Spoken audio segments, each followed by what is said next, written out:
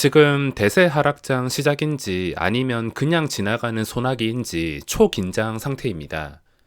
참고로 증시는 아무도 예측할 수가 없습니다.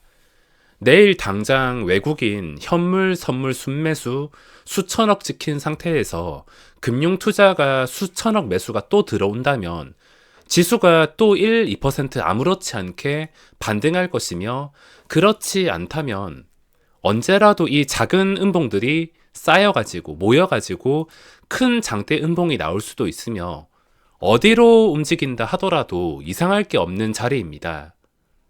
지금 할 수 있는 것은 불확실한 상황에서 돈을 지키거나 손실을 최소화, 더 커지는 손실을 막는 방법밖에 없으며, 함부로 바닥을 예측하거나 하락에서 발라 먹으려고 하는 습관을 고칠 때도 된 것 같습니다. 아까 제가 장 마감쯤에 올려드린 영상에 450만원 정도 손실이 찍혀 있었던 것 같은데, 그새 손실이 1 플러스 1이 되었습니다. 450에서 순식간에 900 가까이. 오늘만 아무렇지 않게 1000 정도가 날아갔는데, 이렇게 돈이 아무렇지 않게 허무하게 증발해 버리는 상황이 많아서 슬슬 무서워지고 있습니다. 저는 내동 매매나 충동적인 매매를 절대 하지 않고 그냥 평소와 똑같이 작년에 계속했던 거 그대로 했을 뿐인데, 메인 계좌에서도 돈이 아무렇지 않게 녹아버렸습니다. 자, 최근 증시 상태 한번 꼼꼼히 체크를 해볼 텐데, 요즘 제가 앓는 소리 많이 해서 꼴 보기 싫으시겠지만 1월 시장은 저뿐만이 아니라 작년 시장 중에서도 이런 시장은 없었습니다. 작년 12월까지 제 메인 계좌에서 연속 40개월 수익을 기록하고 있습니다.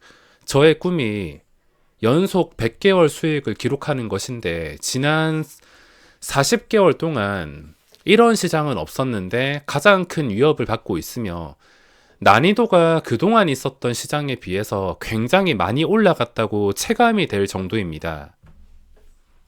40개월 연속 수익을 보면서 느낀 건, 달 초반이나 중반까지 손실을 입어도 언제라도 플러스까지 되돌릴 자신과 평정심이 있었는데, 이번 달은 자신감이 많이 떨어지고 이제 8거래일 정도 남았는데 플러스로 되돌릴 자신이 없습니다.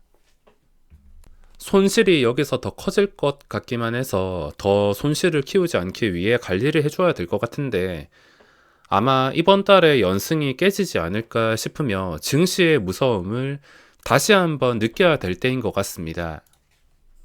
항상 시장이 좋거나 운 좋아서 수익 좀 보면 지난달 저처럼 호들갑 떨고 들뜬 마음에 이상한 짓을 하는데, 다시 한번 증시가 얼마나 무서운지, 돈 증발하는 속도가 얼마나 무섭고 열심히 쌓아온 탑이라 하더라도 한 방에 무너질 수 있다는 것을 알고 경각심을 가져야겠습니다. 증시는 분위기가 좋다가도 한 방에 반전될 수 있으며, 또 나쁘다가도 순식간에 좋아질 수가 있습니다.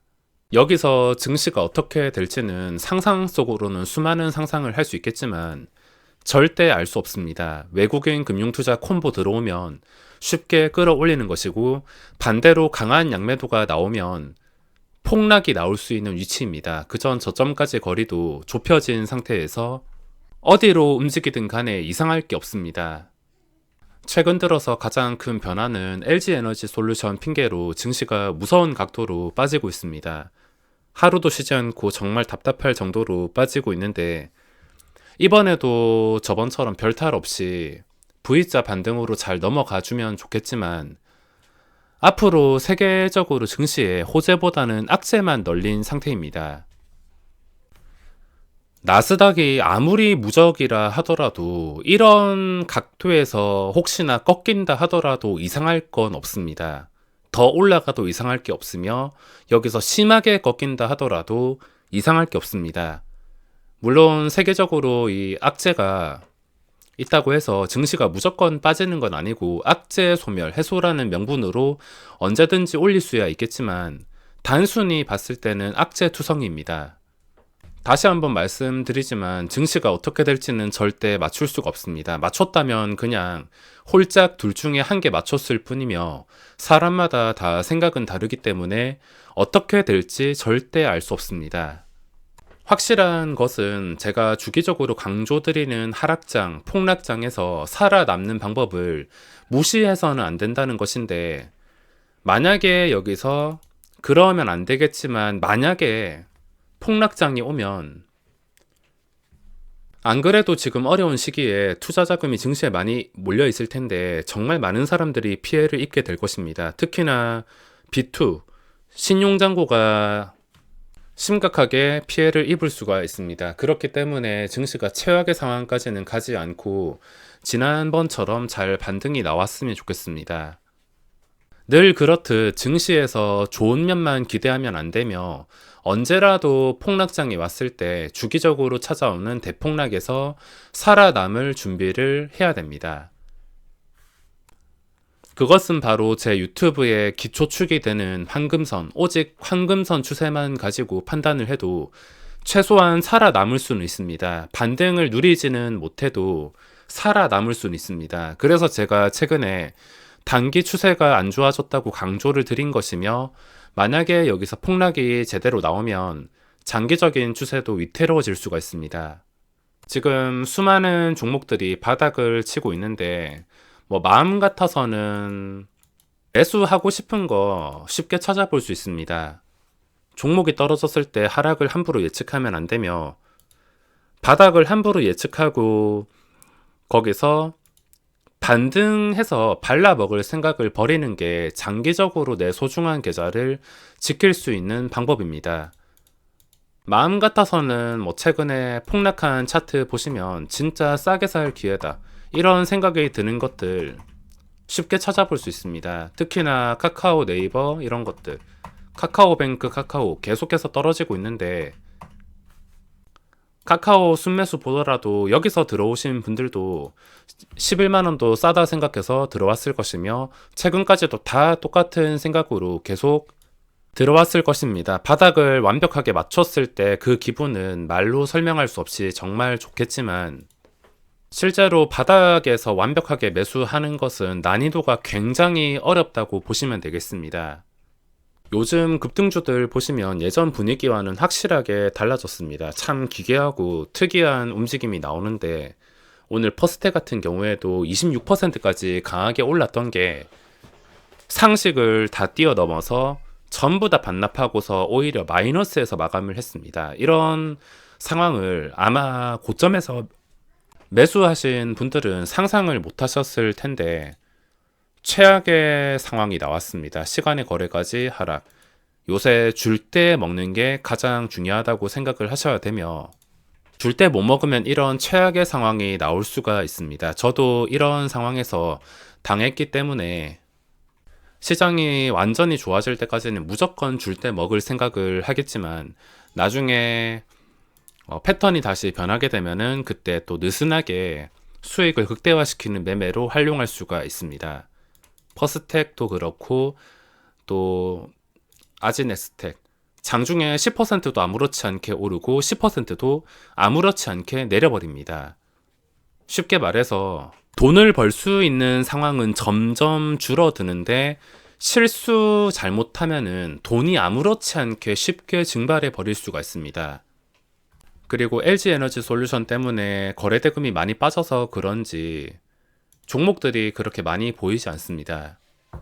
도저히 매매할 만한 게 보이지 않는데, 종목 수도 많이 줄어들고 이런 기괴한 패턴이 계속해서 나오는 걸로 봐서 이제는 위협을 받아들이고 다시 좋아질 상황에 반등을 먹을 생각보다 계좌를 확실하게 지킨다는 마인드로 구경을 하는 게 맞는 것 같습니다. 그리고 시가총액 상위 체크해 볼 텐데, 뭔가 자신이 없으면은 시가총액 상위를 한번 체크해 보시라고 말씀을 드리는데, 과연 이 상위 종목들이 지수를 끌어올릴 수 있는 위치에 있는지부터 파악을 하셔야 됩니다. 삼성전자 같은 경우에는 아직까지는 위치가 나쁘지 않습니다. 황금선 밑에 있긴 하지만 언제라도 다시 반등할 수 있는 위치이긴 한데 참 어렵습니다. 여기서 큰 수익률을 바라고 들어갈 수도 없으며, 반등해가지고 8만원 회복한다 하더라도 신고가를 뚫어주기까지는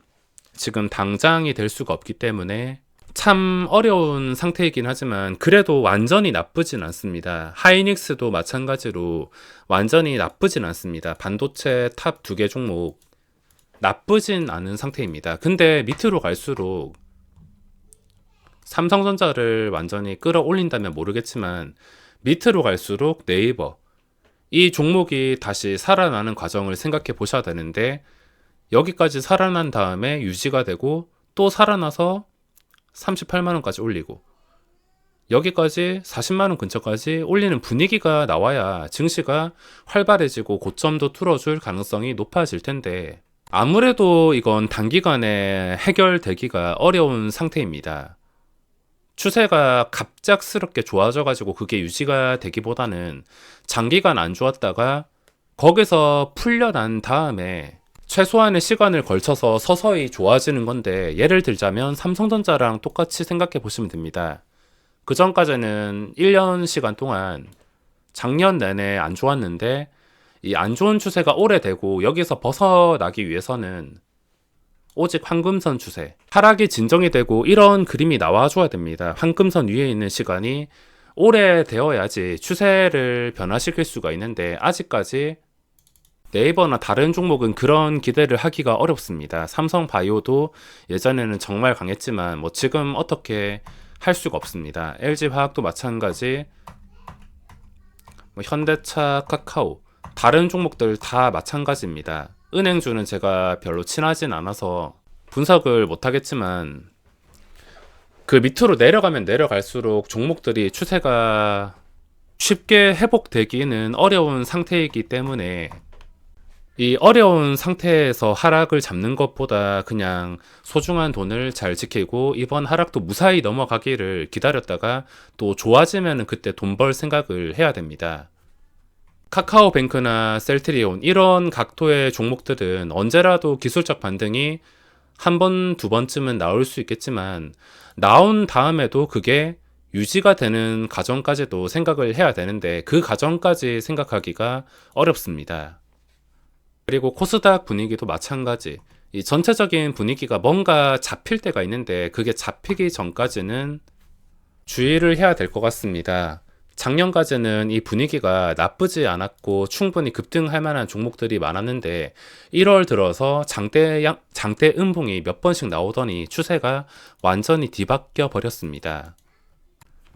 내일 시장 만약에 반등이 나온다 하더라도 또 단순한 외국인과 금융투자 수급이라면 단기 수급으로 오히려 악영향을 미칠 수가 있습니다. 뭐 반등 나온다 해봤자 제가 반등 나올 만한 종목을 들고 있는 게 아니라 상승장에서도 수익을 내기가 어렵고 하락이면 더 어렵기 때문에 오늘 오후에 물린 거 잘 정리하고 LG에너지 솔루션이나 구경하면서 시간을 보내야겠습니다. 지금 차가운 분위기 시장 빨리 잘 풀리길 바랍니다.